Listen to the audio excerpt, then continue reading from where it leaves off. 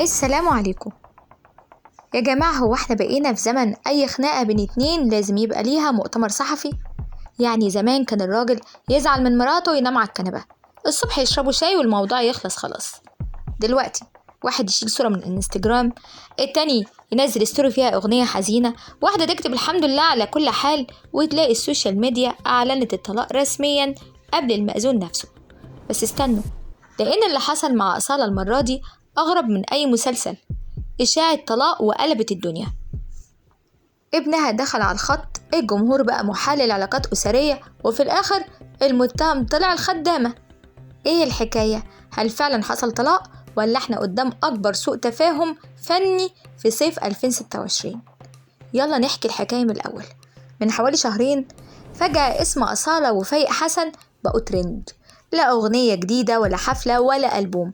الترند كله كان سؤال واحد: أصالة اتطلقت ولا لأ؟ واللي زود النار إن صفحات كتيرة بدأت تنزل أخبار بصيغة كلها ثقة. مصدر خاص يؤكد، مقرب من الأسرة يكشف، انفصال رسمي. والحقيقة إن مفيش ولا بيان ولا تصريح ولا حد من الطرفين قال كلمة. السوشيال ميديا ما بتستناش، دي عندها سرعة في إصدار الأحكام، شغالين وكيل نيابة الله ينور. وبعدين بدأ الناس يدوروا على الأدلة. أصل احنا يا شعب لو اختفت صورة من انستجرام يبقى خلاص الطلاق حصل والعيال اتشردوا والقضايا في المحاكم.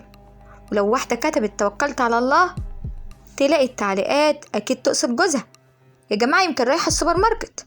وواحدة تانية تنزل أغنية رومانسي، يبقى رجعوا لبعض يا جماعة. وبدأت تتقال روايات كتيرة جدا، مرة يقولوا أصالة شالت الصور، ومرة يقولوا فايق حسن ظهر من غير دبلة. انتوا واخدين بالكم من الدبلة؟ يا نهار أبيض. ومرة يقولوا حصل خلاف كبير، وكل شوية يطلع واحد يقول أنا عندي المعلومة الأكيدة. عرفتها منين يا أخويا؟ المشكلة إن كل معلومة أكيدة كانت عكس اللي قبلها. يعني لو جمعتهم كلهم كان زمان أصالة اتطلقت ورجعت واتجوزت تاني في نفس الأسبوع يجي 10,000 مرة. وسط كل ده خالد الذهبي ابن أصالة قرر بقى يتكلم. بقى الراجل سكت بقى كتير وزهق. يا جماعة الكلام ده ما حصلش، كفاية إشاعات. وده كان أول رد مباشر من عيلة أصالة. لكن الترند لسه مولع، الناس دايما بتحب كلمة في حاجة مستخبية، لحد ما أصالة نفسها قررت تحسم الموضوع. يعني ما عجبهمش ابنها، طلعت هي بنفسها وطلعت تتكلم وبكل هدوء: والدي احنا ما اتطلقناش يا جماعة، اللي حصل خلاف عادي. خلاف زي بيحصل في أي بيت، ناس متجوزة وبيتخانقوا. يا خبر أبيض، ده والخبر ده وصل للكواكب التانية ممكن يستغربوا إن في خلاف في بيت زوجية. يا نهار. وقالت كمان جملة لخصت الموضوع كله: أنا عصبية وهو عصبي. يعني ببساطة لو الاتنين عصبيين يبقى الريموت هو أول ضحية في البيت، بيترزع في الحيطة، لكن مش هيبقى طلاق يعني. لكن حصلت المفاجأة لما أصالة قالت إن في عاملة كانت موجودة في البيت وسربت تفاصيل خاصة، وقالت إن اللي خرج للناس هو تفاصيل خلافات جوه البيت، وده عادي جدا. لكن هو اللي ساعد على الإشاعات تكتر وتكبر. هنا بقى السوشيال ميديا عملت اللي بتعرف تعمله كل مرة، كل واحد يبدأ يألف نسخة. واحد يقول الخدامة بعت القصة، واحد يقول هي اللي طلعت إشاعة الطلاق عشان تعمل ترند وتطلع تاني، بتعمل إعادة اكتشاف لنفسها. تقولش أصالة مستنية. اللي قالته أصالة كان أوضح من كده، قالت إن في تفاصيل خاصة وخرجت من البيت، لكن ما قالتش إن العاملة أو الخدامة اخترعت إشاعة الطلاق. في فرق كبير، تسريب معلومة غير اختراع قصة كاملة.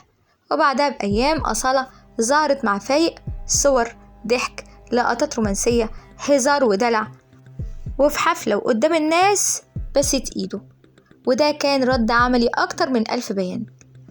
النكتة بقى في الموضوع إن إشاعات طلاق أصالة بقت ليها مواسم زي المانجا كده، كل شوية موسم جديد، مرة بسبب صورة، مرة بسبب تعليق، مرة بسبب أغنية، لدرجة إن أصالة لو نزلت صورة قهوة هيطلع واحد يقول واضح إنها بتشربها لوحدها، فين الفنجان التاني بتاع جوزها، يبقى اتطلقوا.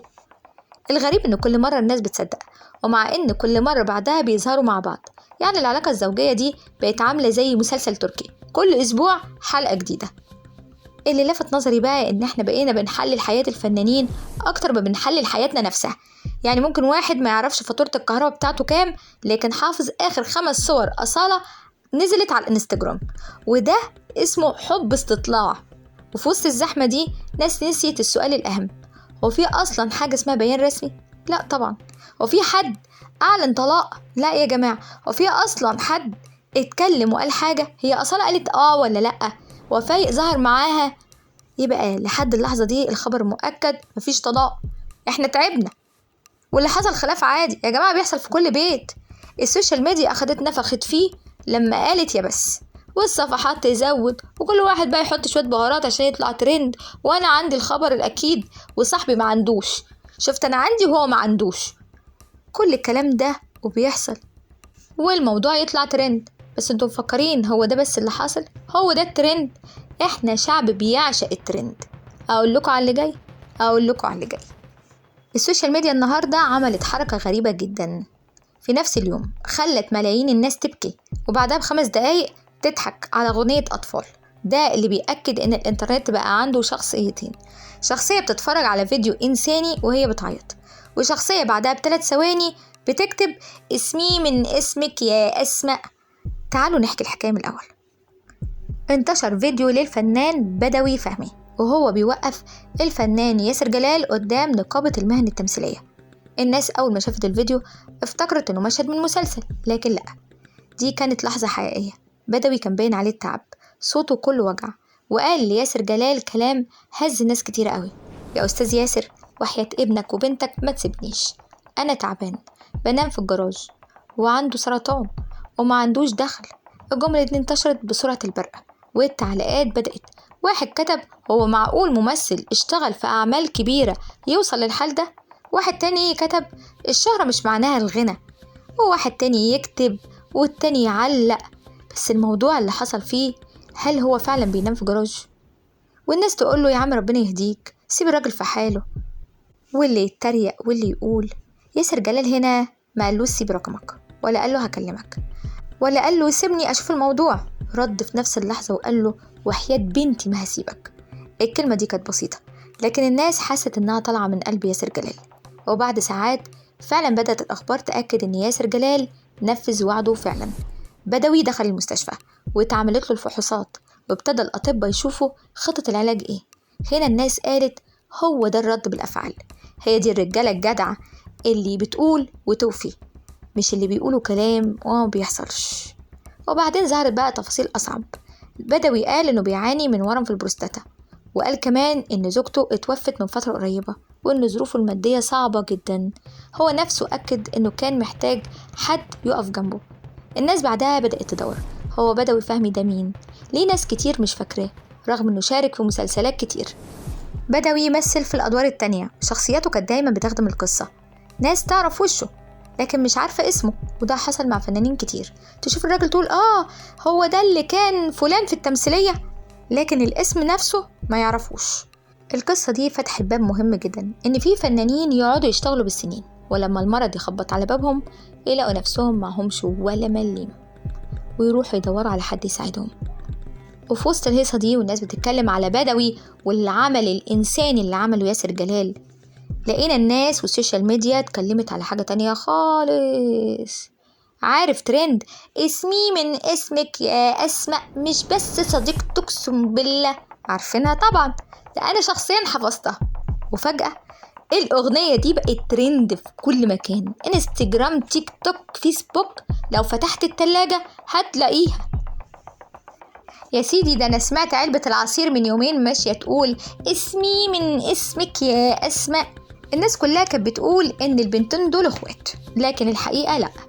التصريحات اللي خرجت قالت إن هما بنتين زملاء في مدرسة من مدارس التعليم المجتمعي، يعني مدرسة حكومة، وكانوا بيقدموا فقرة بسيطة، ولا كانوا متوقعين ولا حد حواليهم متوقع إن الفيديو هيكسر الدنيا بالشكل ده. هما في المدرسة عملوا الأغنية وخلاص على قد كده. مؤلفة الأغنية خرجت بنفسها وقالت أنا ما كنتش متخيلة الانتشار ده، وقالت كمان إن لمس الناس هو العفوية، اللهجة الصعيدي والبساطة، يعني مفيش مؤثرات ولا استوديو ولا كاميرات بالملايين، كاميرا موبايل بسيطة وطفلتين بيتكلموا بطبيعتهم. انت بقى تيجي تتفرج هتلاقي ناس كبيرة وفنانين وناس مشاهير أخدوا الأغنية وبقت الترند. ده الأهم من ده، اتعملت كرتون وانيميشن وحاجات غريبة، والموسيقى نفسها بالأغنية اتعملت على AI واتعملت كأنها أغنية عادية. الواحد بيستغرب من اللي بيحصل. دي أغرب حاجة في الترند، ساعات حاجات بسيطة ما تتوقعهاش أصلا تكتشف إنها ضربت وفرقعت وبقت الترند. فيديو متصور في دقيقة ممكن يعمل عمايله، لكن واحد تاني يعمل فيديو ولا يعمل أي حاجة وأي فكرة تقعد ساعات وأيام وليالي وتتكلف فلوس ولا كأنها موجودة. بعدين بقى بدأت الإشاعات زي أي ترند ناجح، ناس تقول البنات إخوات، طلع لأ، ناس قالت ووقعوا مع شركة إنتاج. طبعا مفيش الكلام ده اتقال، يعني هم قالوا هياخدوا البنتين ويعملوا بيها أغاني وهيبقوا هم مصدر للأغاني بعد كده الأيام دي. هي ناس بتستغل الترند وأي حد بيأكل عيش. في ناس قالت دول قبضوا ملايين، برضو مفيش دليل على الموضوع. يعني أول ما أي ترند ينجح تلاقي الخيال عند الناس يشتغل بقى أوفر تايم طول الليل والنهار. الحكاية بقى الأهم في الموضوع إن الأغنية بقت بتستخدم في كل حاجة. واحد يهزر مع أخته يقول لها كده، واحد بيكلم صاحبته يقول لها كده، حتى لو اسمها مش أسماء، المهم أهي تمشي مع الترند. واللي بيحصل كل مرة كده، جملة صغيرة تبقى إفيه تبقى حكاية، وتيك توك وإنستجرام وفيسو ما بيبطلش وترند جديد. هي دي الترندات بتاعت النهاردة، بس الحكايات غريبة كل يوم بحال. استنوني في حلقة جديدة، اشتركوا معنا في القناة وياريت تعمل لايك للفيديو عشان الفيديو ينتشر، وعشان ده ليه هدف ان القناة تترفع، يعني لو عجبكم الفيديو. وياريت كمان تكتبوا لنا تعليق ايه رأيكم في الحكاية دي. انا بصراحة بنام احلم بالاغنية بتاعت اسمي من اسمك يا اسماء، انا بقيت ماشية اقولها لوحدي. انت كمان زيي ولا الموضوع مش همك؟ اسيبكم في امان الله، السلام عليكم.